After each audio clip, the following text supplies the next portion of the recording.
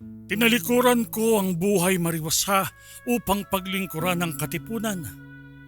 3 taon akong nagsilbing emisaryo. Inatasan ng Supremong si Andres Bonifacio sa iba't ibang tungkuling mapanganib. Bisperas ng bagong taon, 1895, nagkatipon ng samahan sa bahay ng Supremo upang ihalal ang bagong pamunuan. Kinausap niya ako noon. Hanggang ngayon, tuwing maaalala ko ang kanyang mga salita, nanunumbalik ang sigla ng aking kabinataan. Muling nabubuhay ang aking pag-asa. Ngunit hindi pwedeng basta na lamang tayo sumusunod sa mga gusto nilang... Pio, Supremo, ano po yun? maaari ba tayong makapag-usap ng lingid?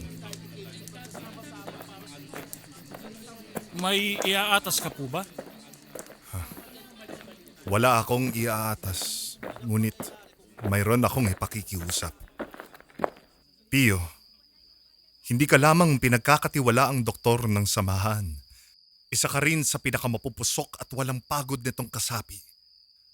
Paglibot ng aking mga mata sa silid na ito, iilan lang kayong lubos kong pinagkakatiwalaan hanggang kamatayan. Supremo, ako'y hamak na Patapusin manggagam... mo muna ako, doktor.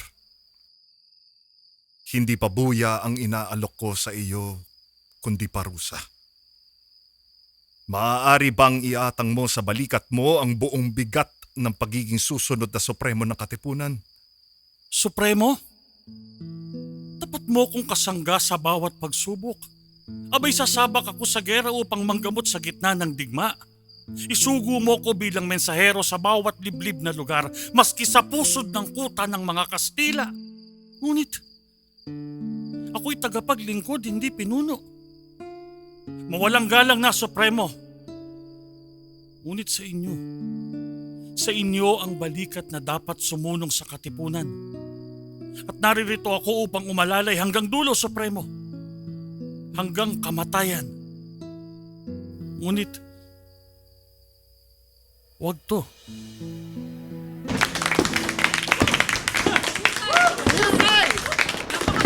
Pagputok ng bagong taon, 1896, hinalal ang bagong liderato ng katipunan.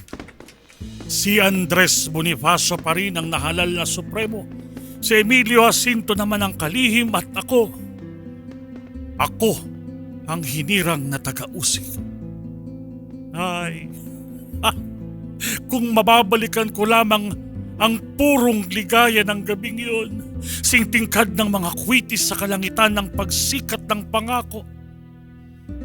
Pangako ng bayan kong malayang malaya, marangal at sakdal malaya. Mabuhay ang kataas-taasang tatlo! Mabuhay! Mabuhay ang kataas-taasang